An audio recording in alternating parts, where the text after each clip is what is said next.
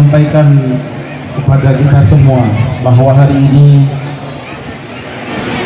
pesantren Fahmus Salam Al-Aziziyah ini berdiri seperti ini adalah berkat kita semua, para donatur yang berhadir hari ini, yang mungkin tidak mungkin saya sebut nama satu persatu, dan juga jamaah huna adalah mengamalkan sepotong ayat daripada ayat Al-Quran, yaitu fastabiqul khairat, berlomba-lombalah dalam kebaikan. Karena para donatur, para jamaah berlomba-lomba dalam kebaikan, sehingga pesantren Fahmus Salam ada seperti yang kita lihat hari ini. Alhamdulillah, ini sebenarnya adalah sunnah apa yang telah dilakukan di tengah masyarakat Madinah dalam masa paceklik. Dikumpulkan oleh Rasulullah, para sahabatnya, untuk dikumpulkan donasi. Siapa yang ingin membantu, maka para sahabat mendengarkan itu berlomba-lomba, sehingga Sayyidina Umar bin Khattab radhiyallahu anhu langsung punya niat ingin mengalahkan donasi daripada Sayyidina Abu Bakar. Ini kesempatan katanya untuk saya kalahkan sedekahnya Sayyidina Abu Bakar. Ketika itu 3 lainnya batal, dan ini pilihan yang keempat.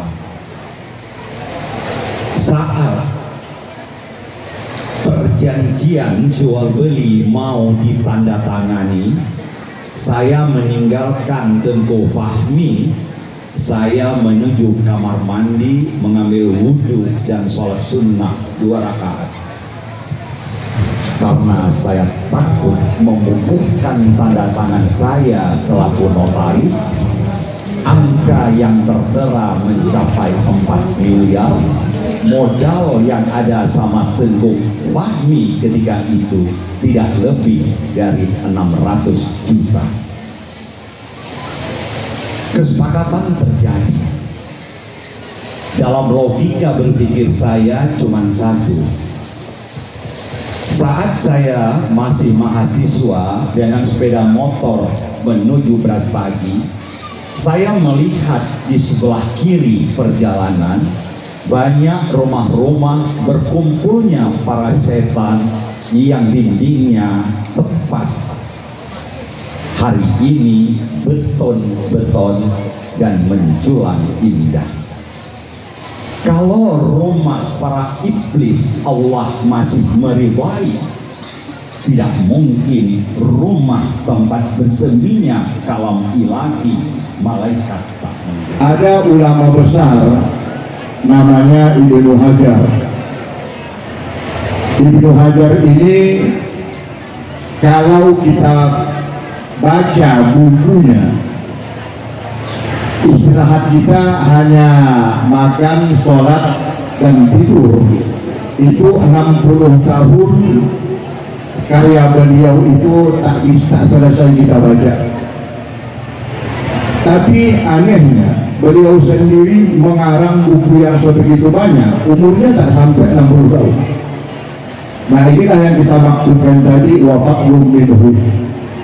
Banyak hal-hal Bapak Ibu sekalian di dalam kehidupan kita ini, seperti dibilang Bang Mahyani tadi, di luar nalar logika kita terjadi. Nah, disinilah kita diajarkan betapa besarnya keagungan yang diberikan oleh Allah. Fabi ayyi ala rabbikuma tukazziban. Nikmat mana lagi yang mau kamu dustakan? 31 kali diulang di dalam surah Ar-Rahman. Kalau sudah Allah yang memberikan nikmat, Allah yang sudah memberikan intervensi, kita hanya sekadar membuka start, maka finishingnya itu akan diambil oleh Allah yang hasilnya di luar daripada kemampuan kita. Pesantren ini cukup megah. Rasul menyatakan begini, idza mata banu Adam inqata amaluhu illa min salas. Kalau manusia itu sudah tak ada, maka semuanya putus kecuali 3. Yang pertama yang tak putus itu sedekah jariyah, ada pemberian yang sifatnya mengalir, dimanfaatkan oleh orang dari tahun ke tahun, beranak, cucu dan sebagainya. Itu tak akan pernah putus meskipun materinya tidak ada. Katakanlah asrama putri pesantren Mahmud Salam mau dibangun, mungkin daya tahan bangunan yang kita sumbang sekarang 25 atau 50 tahun. Begitu masuk tahun 51, materi bangunan kita itu tak ada, tapi indallahnya, pada sisi Allah itu akan tetap kekal dan abadi.